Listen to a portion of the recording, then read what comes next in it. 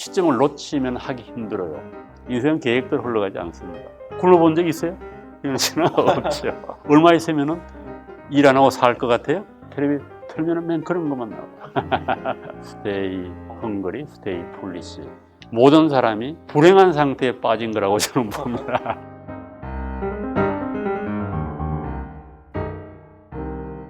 자유주의 철학자로 유명하시고 또 우리에게 늘 생각할 기회를 주시는 신중섭 교수님입니다. 안녕하세요. 교수님, 올해 이번 달 정년 퇴임을 앞두셨는데 소회가 어떠신지 궁금합니다. 지금 뭐 아무 감정이 없습니다. 일단은 제가 40년 가까이 대학 강단에 서서 강의를 해왔는데 이제 그 강단을 떠나게 됐습니다.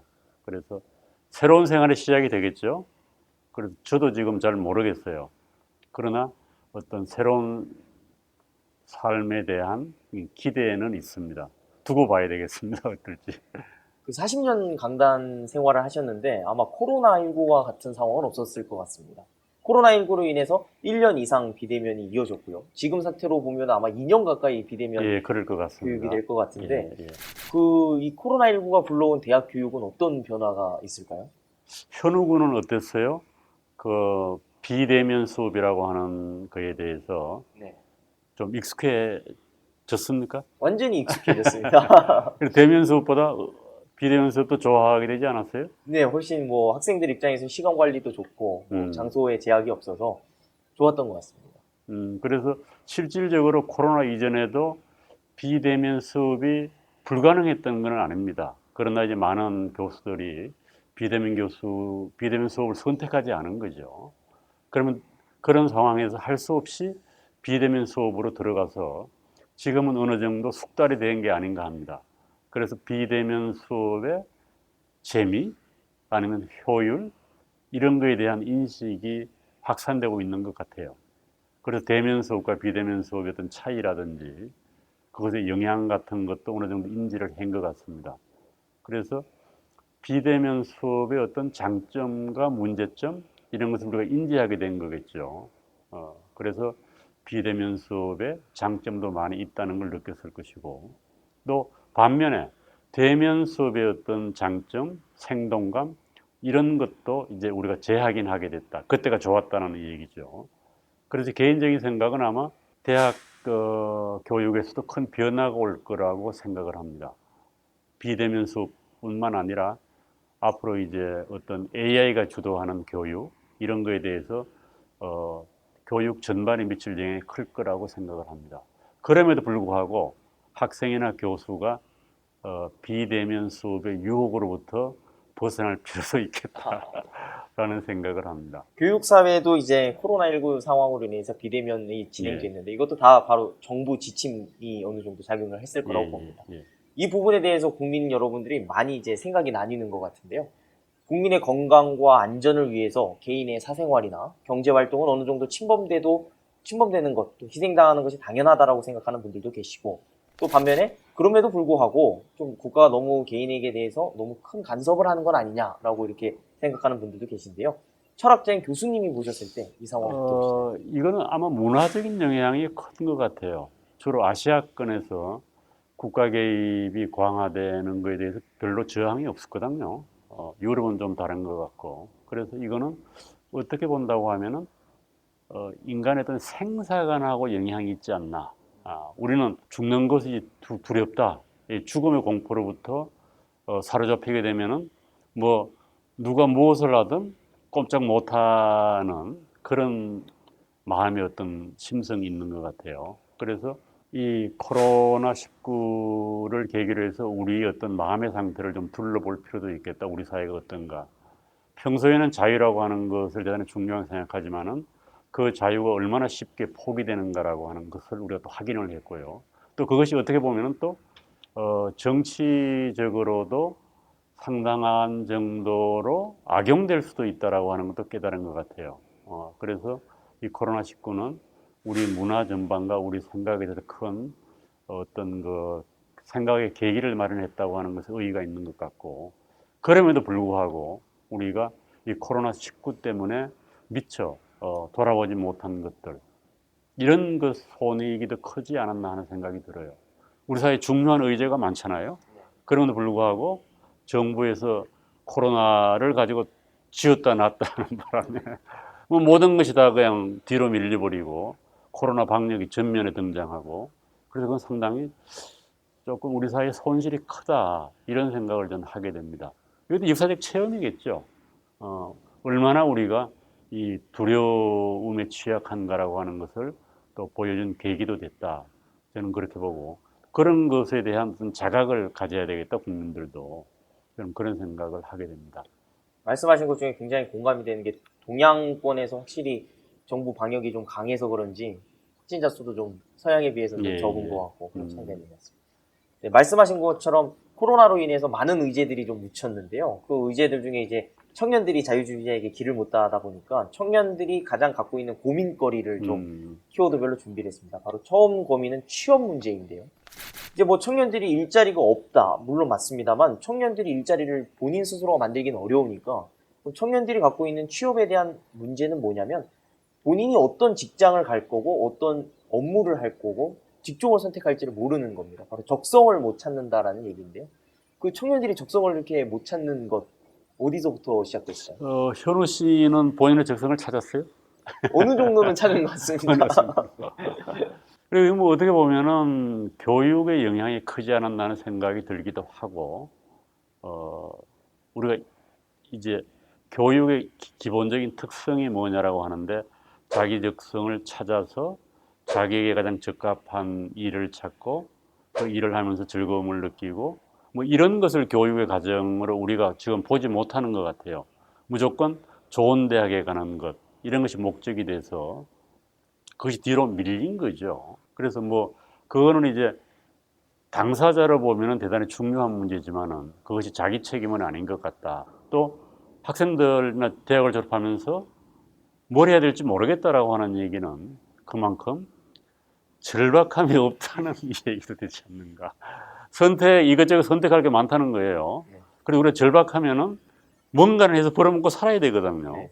그래서 그것을 어떻게 보면은 우리 사회가 발전한 것 같기도 하고 또 어떻게 젊은 사람들 입장에서는 답답한 것 같기도 하고 이제 그런데 그것을 어떤 방식으로 넘어가야 되겠죠. 그래서 저는 어떻든지 간에 이게 내 적성이 뭔가 고민한다고 적성이 발견되는 건 아니거든요. 적성을 확인하는 과정이 필요한데 그 적성을 확인하려고 하면은 아무 일이나 시작해 보는 게 좋겠다.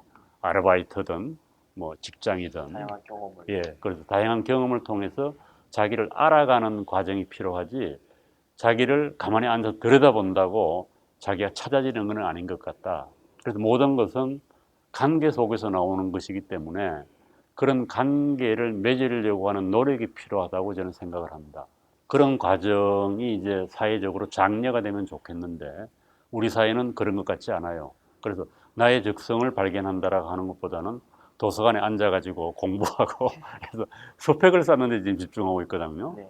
그래서 우리가 머리로 하는 것보다는 몸으로 부딪혀봐라.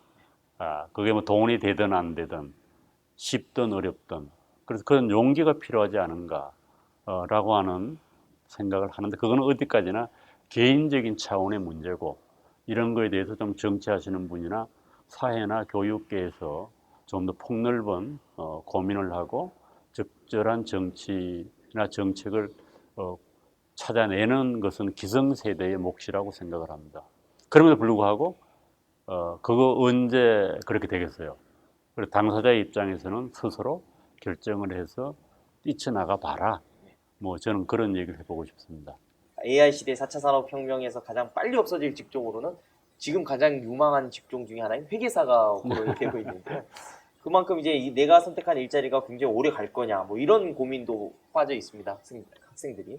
그러다 보니까 막연하게 공무원을 준비하는 학생들도 많은데요.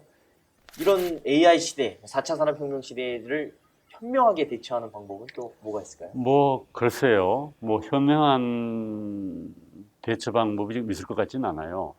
그리고 앞으로 어떤 세상이 올지도 모르고 그럼 우리가 안정이라든지 이 지속 가능성을 많이 생각을 하는데 우리 인류 역사에서 가장 안정적이었던 데가 언제일까요? 직장하고 관련돼서.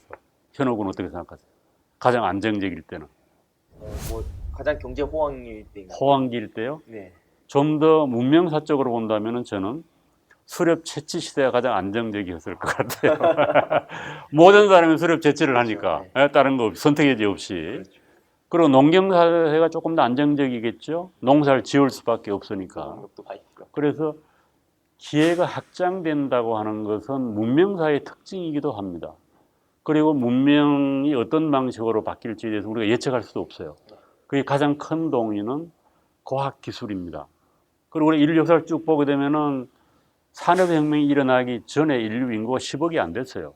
지금은 70억이 넘지 않습니까? 2, 300년 사이에. 그래서 문명이 가장 격동적으로 발전하기 시작했고 그만큼 또 인간의 삶이 풍요로워진 거예요. 평균 수명이 뭐 30살도 안 됐다가 지금 80살 정도로 올라갔고 그래서 이것을 우리가 아주 어떻게 보면은 불안하다고 볼 게 아니라 큰 기회가 온다라고 봐야 되는 것이 아닐까 하는 생각이 들어요. 그리고 앞으로 AI 시대가 어떤 시대가 정해질지는 아무도 모릅니다. 그래서 이런 것을 불안하다고 생각한 것이 아니라 좀 더 호기심을 가지고 절개화하지 않을까. 즐길 측면도 많지 않을까. 저는 그게 궁금해요. AI 시대가 어떻게 전개될지. 그 친구들이 이제 그러면 청년들이 이제 직장을 구하고 이제 월급을 받는 학생들이 됐습니다. 그 다음번에 고민이 바로 재테크 부분인데요. 이제 뭐 재테크 부분에서 부동산 가격이 예년에 비해서 굉장히 상승률이 높고 이러다 보니까 청년들이 더 일확천금에 대한 열망을 꿈꾸는 것 같습니다. 그래서 금융시장에 이제 들어가는 것은 물론이거니와 뭐 알트코인이나 이런 투기성이 짙은 상품에도 굉장히 관심을 많이 갖는데요. 이런 청년들에게 재테크의 방법, 좀 옳은 방법을 좀 소개해 주실 수 있나요? 재테크는 부에 대한 테크닉? 뭐 이런 얘기인 것 같은데 금융 지식은 필요한 것 같아요. 우리는 그걸 배운 적도 없어요. 그래서 실제로 우리가 살아가는데 이 물질이 되게 중요하잖아요. 경제적 능력이라고 봐야 될까요? 이제 그것이 많을수록 자유의 범위가 확장되는 측면도 있습니다. 그래서 적어도 뭐 우리 세대는 그런 거에 대해서 전혀 관심을 갖지 못한 세대예요. 재테크를 해본 적도 없고. 그럼에도 불구하고 이제 젊은 세대들, 자식 세대는 그런 거에 대한 관심을 갖는 거에 대해서는 저는 긍정적이라고 생각을 합니다. 그리고 단순히 뭐 이 금융 부분이 커지면서 근로소득을 받아서 그걸 은행에 저축을 해서 살아가는 시대는 끝난 것 같습니다. 그 뭐 자기 책임의 원칙으로 하면 상관없겠죠. 그래서 자기가 감당할 만큼의 재테크를 하든 투자를 하든 투기를 하든 그거는 뭐 바람직하다고 저는 생각합니다. 그러나 다만 이제 자기가 감당할 수 없을 정도로 거기에 달려들어 가지고 인생의 어떤 상처를 받는 책임을 못 지는 희용불량자가 되는 그런 일은 좀 없었으면 좋겠고 그래서 그거에 대해서도 많은 지식이 필요하겠다라는 저는 생각을 합니다. 그럼 취직도 했다, 목돈도 모았다. 이렇게 하면 이제 바로 다음 고민이 바로 결혼 부분인데요. 이제 뭐 결혼을 넘어서 아예 그냥 연애도 포기하는 세대가 좀 이제 생기고 있습니다. 뭐 아무리 세상이 바뀌었다고 하지만 결혼 그리고 출산은 이 사회를 지탱하는 근본적인 부분일 텐데요. 청년들이 이제 결혼도 기피하고 연애도 기피하는 현상 어떻게 보시고 또 어떻게 해결할 수 있을까요? 글쎄요, 그건 참 어떻게 보면은 인간의 가장 원초적인 본능이 자기 짝을 찾아가지고 후손을 남기는 거거든요. 그리고 가장 또 강한 본능은 먹고 사는 거예요. 그래서 이 본능적인 것을 지금 어떻게 보면 포기한 건가? 아니면 그걸 유보한 건가? 아니면 본능을 버리고 새로운 세계를 선택한 건가? 이런 생각이 들어요. 그리고 어떻게 보면은 대단히 지혜롭다는 생각, 대단히 합리적이라는 생각이 들기도 해요. 그러나 어떻게 보면 본능을 존중해야 되는 측면도 있거든요. 그리고 모든 것이 준비돼서 하는 건 아니에요. 그냥 어찌다 보니까 연애도 하고 애도 놓고 이렇게 이거 인생, 그게 인간이지. 내가 연애를 할 것인가 말 것인가를 계산해 가지고 하는 건 아닌 것 같거든요. 그래서 그 점에 대해서는 조금 생각을 바꿀 필요가 있지 않는가 라고 하는 생각이 들어요. 너무 현명해지는 거죠. 이래서 뭐 자기 인생에 우리가 인생을 알 수 없거든요. 그리고 저는 뭐 그런 계획에 따라서 자식을 놓고 결혼을 놓고 자식을 놓은 것도 아니고 그래서 인생은 알 수가 없어요. 자기가 생각하는 것만큼 대로 돌아가는 것도 아니고. 그리고 결혼의 즐거움 모르잖아요. 결혼을 해봐야 알거든요. 결혼의 고통도 결혼을 해봐야 알잖아요. 자식을 기르는 고통, 그것도 자식을 낳아봐야 알잖아요. 그 자식을 가짐으로써 우리가 누릴 수 있는 즐거움, 이것도 자식을 가져봐야 하는 거예요. 그래서 일단은 한번 해봐라. 그리고 결혼을 안 하는 거 어쩔 수 없어요. 우리 지금 딸도 결혼을 안 하고 있는데. 그거 부모가 하라고 할 수 없는 거, 갈등만 유발되고. 그래서 그건 원천적으로는 개인의 선택의 영역입니다. 그러나 결혼이라든지 자식이라든지 이런 문제는 시점을 놓치면 하기 힘들어요. 우리가 뭐 자식이라고 하는 것도 물론 뭐 여러 가지 방법으로 하긴 합니다만은 일정 연령을 지나면 자식을 가질 수가 없어요, 여성분들은. 그래서 그것도 그 나이 전에 해야지 놓치면 영원히 불가능한 겁니다. 그래서 인생의 어떤 다양한 경험을 확장한다는 차원에서 결혼도 해보고 또 아이도 낳아보고 또 안 되면 또 이혼도 해보고 그래도 용감하게 부딪혀 보라고 하는 것이 인생이 아닌가. 인생은 계획대로 흘러가지 않습니다. 그래서 이 일종의 모험이기 때문에 그 모험을 포기하지 마라. 가정이라고 하는 거에 대한 이제 의미가 조금 더 바뀐 거거든요. 그래서 가정의 중요성이 사라지면서 이런 현상이 좀 나타났다고 봐요. 옛날은 가정이 생산과 양육의 공동체이면서 부양의 공동체고 또 부모를 먹여 살리는 이런 게 공동체였어요. 그러니까 자연스러운 거예요. 내가 먹고 살려고 하면 자식을 낳아가지고 그놈, 내가 그놈은 투자를 하는 거죠. 키우고 걔가 날 먹여 살리는 거예요. 근데 이 사이클이 끝난 거거든요. 그래서 그걸 하지 않아도 먹고 사는 문제가 해결됐기 때문에 자식을 놓는다, 결혼을 한다는 것에 대한 중요성이 사라진 거예요. 옛날에 여성분들은 결혼을 하지 않으면 먹고 살 수가 없잖아요. 그리고 이게 전부 생존하고 연관이 돼서 맞물려서 돌아갔던 건데, 이제 그것이 바뀐 거죠, 문화적으로. 그래서 저는 먹고 튄다는 얘기는 우리가 자식에게 투자한 것, 양육한 것을 돌려받을 기회가 사라지는 거예요. 그거는 우리가 돌려받을 수도 없어요. 호혜적으로 봐서. 우리가 어느 부모가 자식을 키우는데 내가 저놈으로부터 투자를 해서 돌려받겠다는 마음으로 하겠어요. 그냥 자식을 잘 키우겠다는 거죠. 그래서 그거는 자식은 그거를 부모에게 돌려줄 수가 없어요. 그래서 누구한테 돌려줘요? 자식한테 돌려줘야 돼요. 이 사이클이 끊어지는 거예요. 그래서 그걸 안 하겠다는 거 아니겠습니까? 그래서 먹고 튄다고 저는 그렇게 표현하는 그걸 안 하겠다는 거예요. 네, 그렇죠. 그래서 안 해도 되는 시대가 된 거예요. 좋은 시대가 된 거죠.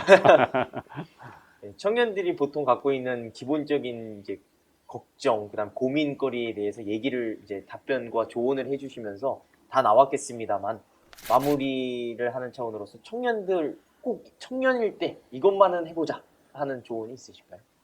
뭐 그런 거는 없어요. 뭐 우리가 인생을 편의상 이렇게 나누는 거죠. 그러나 모든 인생의 순간에서 저는 필요한 게 열정이라고 생각을 해요. 우리 인간을 움직이는 열정이거든요. 패션. 그래서 이거는 어느 나이든지 가져야 될 것 같아요. 근데 그것이 이제 나이에 따라서 감소가 되는 측면이 있고 그것이 왕성한 시대가 청년이기 때문에 우리가 청년을 예찬하는 거죠. 청춘 예찬이라고 하는 옛날에 그런 수필도 읽은 기억이 있습니다만. 그래서 이 열정을 가진 사람들은 고민을 안 할 것 같아요. 일단 모든 데 부딪혀보고 해결하려고 하는 거죠. 그럼에도 불구하고 우리가 뭐 스스로에게 하는 말이 있다라고 하면은 이건 스티브 잡스가 스탠포드 대학 연설에서 2005년도에 한 얘기입니다만은 스티브 잡스 얘기는 아니에요. 그럼에도 불구하고 스티브 잡스의 이 얘기처럼 해자되는 얘기가 있어요. 그때 한 얘기가 stay hungry, stay foolish 이런 얘기를 했어요. 이거는 인생의 활력을 위해서 가장 필요한 것 같아요. 자기가 무엇인가를 모자란다 라고 할 때 뭘 추구하게 되는 거죠. 우리가 배가 고프면 무엇인가를 먹으려고 그러잖아요. 육체적으로. 그래서 이게 가장 절박한 거죠. 굶어본 적 있어요? 이런 생각 없죠. 그러니까 헝그리를 모르는 거예요. 저는 굶어본 적이 있거든요. 그래서 어떻게 얘기하면은 내적으로 고민이 많다라고 하는 얘기는 아직도 절박하지 않다. 아직도 배가 부르다. 뭐 이런 차원이 아닌가 그래요. 그것이 신체적으로든 육체적으로, 정신적으로든 뭐 다 이제 그런 갈구하는 마음이 없다는 거죠. 헝그리하지 않기 때문에. 지식이든 열정이든 여자든 남자든 모든 게 이제 충족된 상태에 머무르는 거예요. 그래서 우리가 헝그리하지 않다. 여러분들 뭐 자본주의 얘기하고 기업가 얘기할 때 그러잖아요. 왜 그런지, 왜 저 사람들이 돈을 더 벌려고 하는지 모르겠다고 얘기하는 거예요. 그럼 제가 질문을 던져봐, 학생들한테. 얼마 있으면은 일 안 하고 살 것 같아요? 얼마 있으면은? 뭐 한 30억 있으면 30억 있으면 평생 살 수 있을까? 모르죠. 그거는 네. 모르죠. 그래서 우리가 기업가들을 단순히 돈을 추구하는 자라고 정의해서는 안 된다는 이해를 할 수가 없어요. 30억 가진 기업가들이 얼마나 많아요. 그렇잖아요. 1000억 1조 지금 뭐 저기 누구예요? 지금 빌 게이츠 재산이 총 170 몇 조라는 얘기가 나왔어요. 네, 그거 상상이 안 되는 돈이거든요. 네. 그럼에도 불구하고 돈을 더 벌려고 하고 뭘 하려고 활동을 하잖아요. 그거 설명이 안 돼요. 돈으로는 설명이 안 됩니다. 그래서 자본주의를 돈을 벌려고 하는 사람 기업가다라고 하는 얘기는 아주 자본주의가 가장 천박한 이해라고 저는 봐요. 그러면 30억, 뭐 많이 잡아도 1000억 1조? 이런 사람들이 돈 더 벌려고 하는 거 설명이 안 되거든요. 그래서 그런 사람들은 헝그리한 거예요. 뭔지 모르지만 갈구하는 겁니다. 그것이 명예일 수도 있고 돈일 수도 있고 지식일 수도 있는 거예요. 그래서 헝그리하지 않다 이거는 개인적으로 보면은 인생이 끝난 거라고 저는 봅니다. 특히 이제 AI 시대 이런 시대가 되면 그런 사람들이 더 많이 필요할 것 같아요. 그저 그냥 앉아가지고 뭐 먹고 노는 것 이런 것만 생각해 가지고는 사회가 발전 안 되거든요. 요즘 전 텔레비를 잘 안 봅니다만 텔레비 틀면은 맨 그런 것만 나와. 그래서 조금 우려스럽기도 하고 또 이해는 돼요. 이해는 됩니다. 그것 자체도 비즈니스가 돼 있고. 그래서 저는 그 스티브 잡스가 한 이 얘기, 스테이 헝그리, 스테이 폴리시. 모든 사람이 가져야 할 정신이 아닌가 저는 그렇게 생각을 합니다. 철학자이신 교수님에게 또 우리 사회에 대한 키워드를 제가 몇 가지를 좀 준비했습니다. 첫 번째가 이념인데요. 언론에서도 그렇고 대중도 그렇고 특히 청년들은 더 그렇고 이념 논쟁은 이제 그만하자. 먹고 사는 것이 중요한 먹고 사니즘이 중요한 거 아니냐라고 얘기를 하고 있습니다. 그렇게 이념 얘기를 이제 탈이념하자는 이런 주장은 어떻게 보시나요? 이제 뭐 포스트 이데올로기가 뭐 오래전에 이제 이 얘기 나오는 얘기죠. 그때 이념이라고 하는 거는 이제 이데올로기가 끝났다. 이데올로기 종언론 내세울 때 이 얘기는 공산주의 이념이에요. 독단적인 전체주의 이념이 끝났다는 거지. 이념이 끝난 건 아니죠. 그래서 물론 이제 우리나라가 이념에 지겹다. 이해는 돼요. 생산적으로 되지 않고 모든 것을 이제 이념을 앞세워 가지고 사회가 왜곡시키는 거 이해는 돼요. 그러나 근본적으로 봐서 이념이 없어질 수는 없어요. 이념은 결국 뭔가 하면은 좋은 삶이라고 하는 게 뭔가 개인적인 차원에서 그리고 또 좋은 사회라고 하는 것이 뭔가 이런 거하고 연관된 거거든요.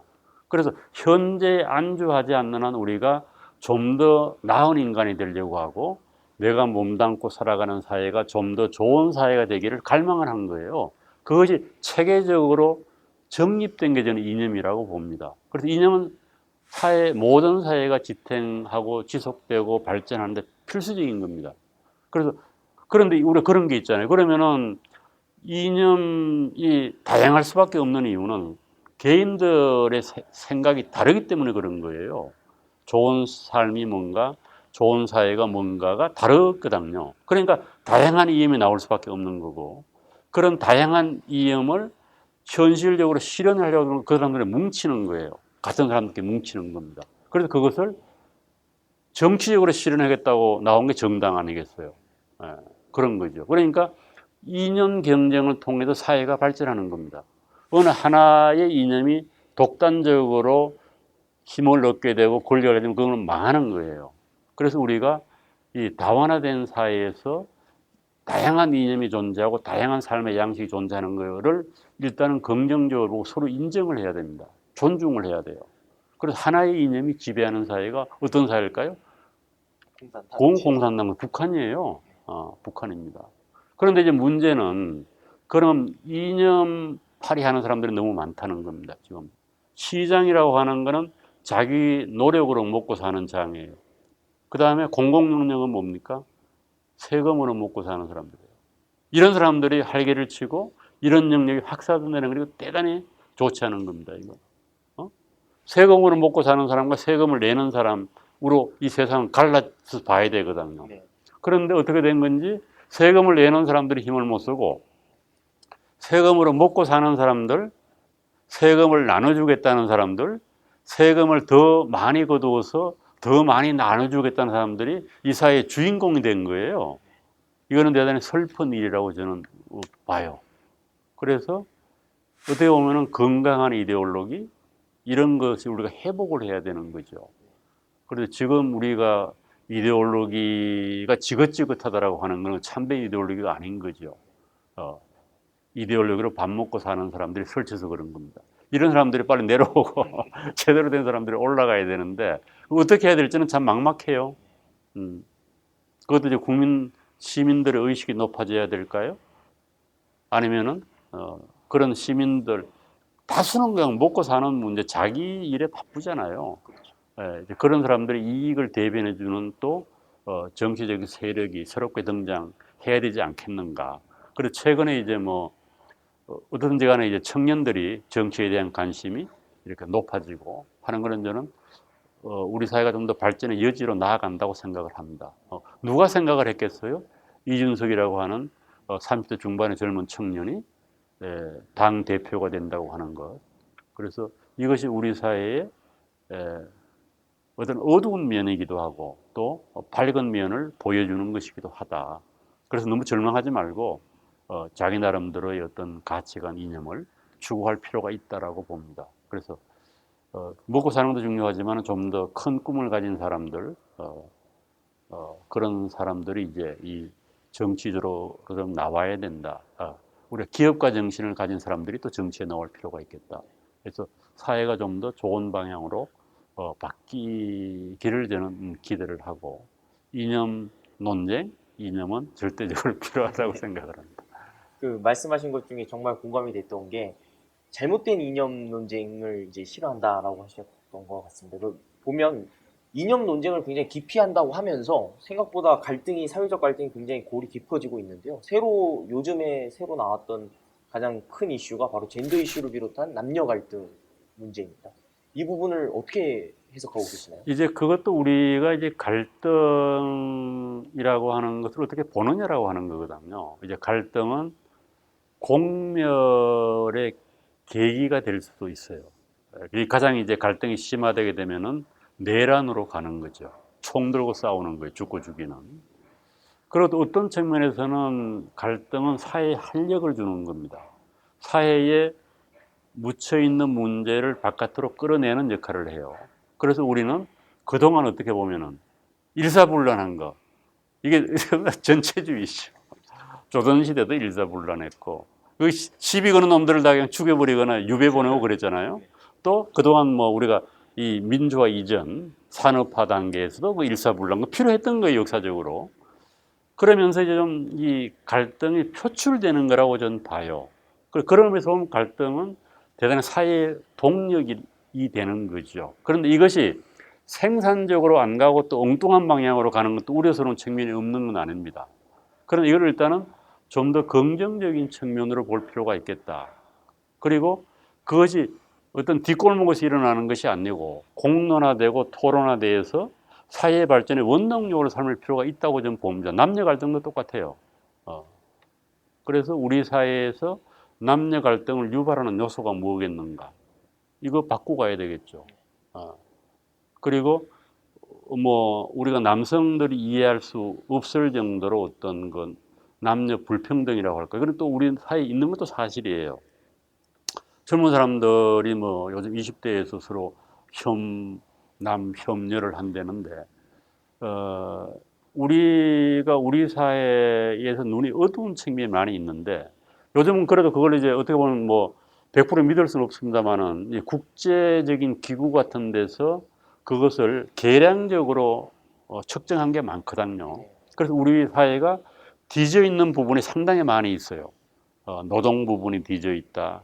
그 특히 이제 그 보면 남녀 불평등입니다. 이거는 상당히 우리가 지수가 낮아요. 그래서 그것에 대해서 좀 같이 고민을 할 필요가 있다라는 생각을 해요. 남녀가 상생하는 쪽으로 가야죠. 서로 협력해야 될 파트너지 너 죽고 나 죽고 하는 그런 제로섬 게임은 아니거든요. 그래서 우리가 이게 경제가 나빠서 그런 것 같아요. 지금 사람들이 신경질적이 되고 불안하게 되고 하니까 이 빵이 적으니까 서로 뜯어먹으려고 하는 그런 데서 나온 게 아니겠는가 하는 생각이 들기도 합니다. 그래서 우선은 그걸 좀 더 긍정적인 에너지로 삼을 사회적 노력이 필요하다. 저는 그렇게 봅니다.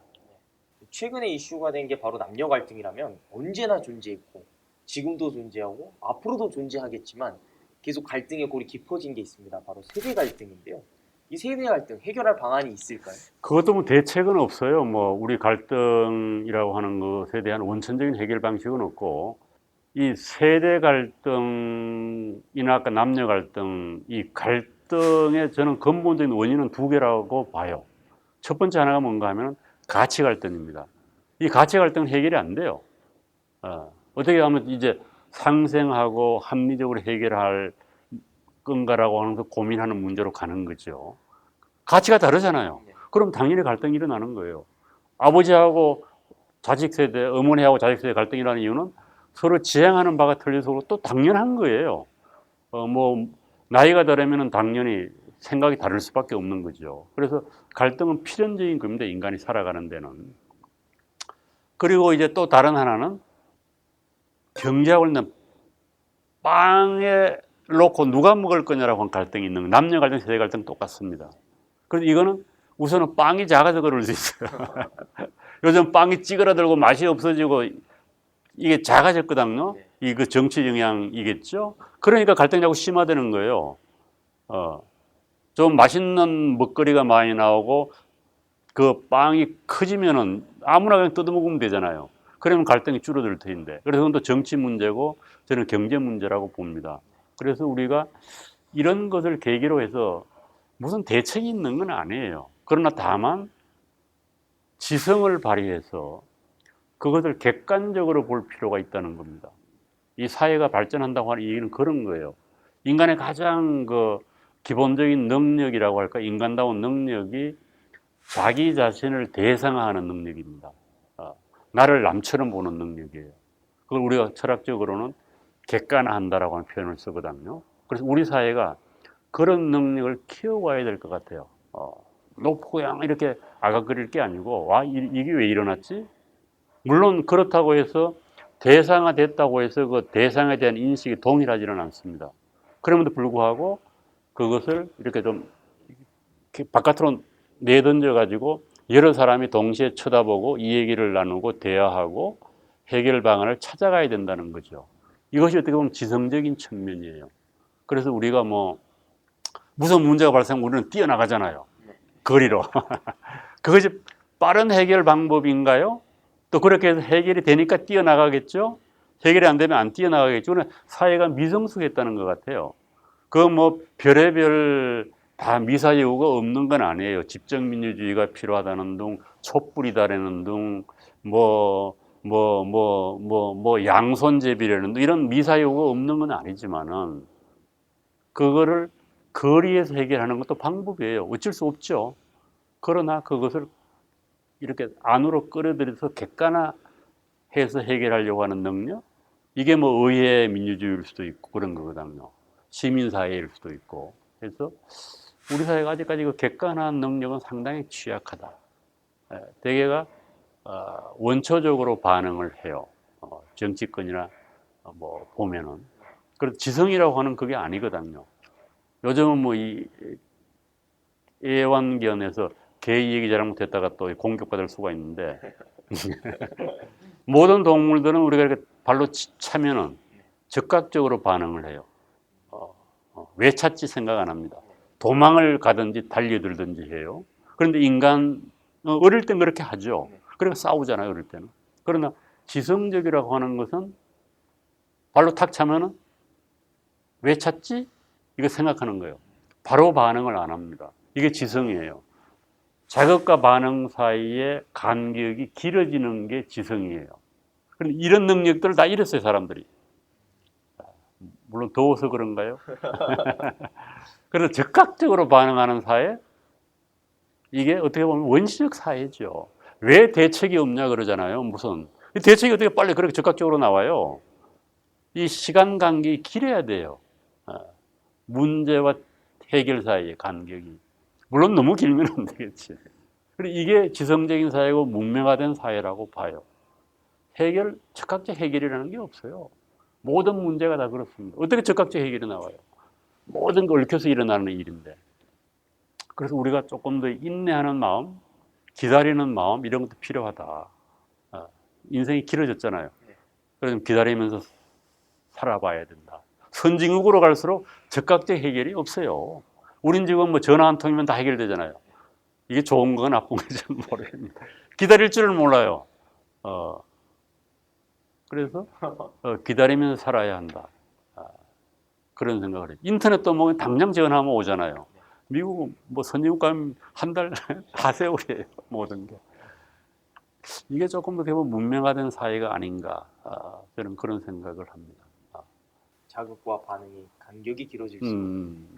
바로 다음번 키워드입니다. 기본소득인데요. 이제 대선 이슈가 다가와서 그런지 기본소득제다, 안심소득제다, 부예소득제다, 일반 대중은 사실 처음 들어볼 만한 복지 시스템이 거론되고 있습니다. 이 현상, 교수님은 어떻게 보시나요? 이것도 우리 사회가 발전했다고 저는 봅니다. 기본소득 논의가 되는 것도.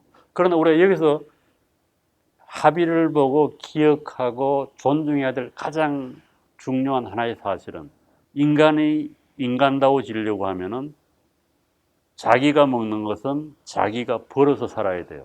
이게 독립의 가장 기본입니다. 경제적으로 독립하는 게 가장 중요해요. 남한테 의존하지 말아야 됩니다. 이게 가장 기본적인, 여기에 동의를 해야 돼요. 어느 사회든지. 그럼에도 불구하고 스스로 먹거리 해결을 못하고 의식주 해결을 못하는 사람이 있을 수가 있어요. 이거는 또 사회적으로 도와야 됩니다. 우리가. 그걸 뭐 자선을 통해서도 어떤 사회적으로 또 통해서 어떤 같이 가야 돼요. 그럼에도 불구하고 무엇이 1차적으로 중요하다는 것은 알아야 된다는 거죠. 이제 그런 의미에서 본다고 하면은 사회적으로 복지가 필요하고, 그 복지 차원에서 나온 게 기본소득, 뭐 안심소득, 부예소득, 뭐 기본자산 이런 게 아닌가 싶어요. 그러면 기본적으로 기본소득의 철학적 배경은 사회주의인 겁니다. 노동의 가치를 인정 안 하는 거거든요. 그래서 열심히 일을 해서 땀을 흘려서 인생을 살아가는 사람이나 서핑을 하는 사람이나 똑같이 존중받아야 된다고 생각하는 게 기본소득이에요. 그래서 그건 좀 곤란하겠다. 노동의 윤리, 노동의 어떤 덕, 이런 것을 무시한 기본소득은 저는 곤란하다고 봅니다. 그럼에도 불구하고 이제 뭐 이런 것이 나온 건 우리 사회가 그만큼 발전한 것이고, 또 그런 문제에 대해서 자유주의자들은 자유주의들 나름대로 대책을 제시해야 될 것 같아요. 이건 다 안 된다, 무조건 반대만 할 수는 없는 거거든요. 그래서 어떻게 하는 것이 개인의 자유를 가장 존중하고 또 어떻게 하는 것이 효율적일 것인가에 대해서는 자유주의자들도 응답을 해야 된다. 무조건 반대하면 안 되거든요. 그래서 그런 이제 맥락에서 나온 게 안심소득이라고 좀 봅니다. 지금 이게 안심소득이 상당히 사회적으로 이제 익숙해지는 개념이 됐거든요. 그것이 어떻게 보면 뭐 밀턴 프리드만이 얘기하면 네거티브 인컨 텍슨 같은 거인데요. 그래서 그런 것을 조금 더 이렇게 발전시키고 할 필요가 있지 않은, 물론 경제학자들의 영역이에요. 그래서 뭐 오세훈 서울시장이 이제 그 안심소득에 관심을 가졌는데 이제 야당까지 좀 안심소득에 관심을 가진 게 아닌가. 그래서 기본소득에 대응하는 어떤 대안을 전 제시할 필요가 있다고 봅니다. 100% 만족스러운 건 없어요. 그래서 좀 더 자유주의적인 거로 가는 그런 행로 속에 이 기본소득과 안심소득에 대한 논의가 있는 거다. 이걸 어떻게 하면 좀 더 완화시킬 수 있을까, 늦출 수 있을까에 대한 고민도 해봐야 되겠다. 이걸 100% 차단할 수는 없어요. 뭐 앞으로 계속 더 나오지 않겠어요? 뭐 별의별 명분으로 재난지원금이라는 등, 뭐 청년 뭐라는 등. 문화 뭐 그래서 그거 이제 정치가들이 맥히니까 하는 거죠. 그래서 청년들을 좀 더 어떻게 보면은 좀 모독을 하지 않았으면 좋겠다. 저는 그런. 아이고 활기찬 청년들이 먹고 살기를 스스로 개척하도록 열어줘야지. 너 가만히 있어도 먹여주겠다. 이거 참 어떻게 보면은 무시하는 거 아닌가 싶어요. 네. 오늘 교수님과 함께 청년들이 가장 고민하고 있는 걱정거리에 대한 조언도 들어봤고, 우리 사회에서 지금 여러 거론되고 있는 키워드들에 대해서도 철학자의 시각으로서 저에게 새로운 인사이트를 주셨는데요. 오늘 시간 마련해 주셔서 감사합니다. 예, 감사합니다. 마지막으로 한마디 더 코멘트를 하면은 저는 50년대에 태어난 사람이고 그렇기 때문에 50년대의 사고에서 벗어날 수가 없어요. 2010년까지, 20년까지 봤습니다만은. 그래서 이런 말들이 아무 도움이 안 될 거라고 생각합니다. 여러분은 여러분대로 무언가를 찾아가야 돼. 길은 없어요. 길은 자기가 만들어가는 겁니다. 그래서 감사합니다.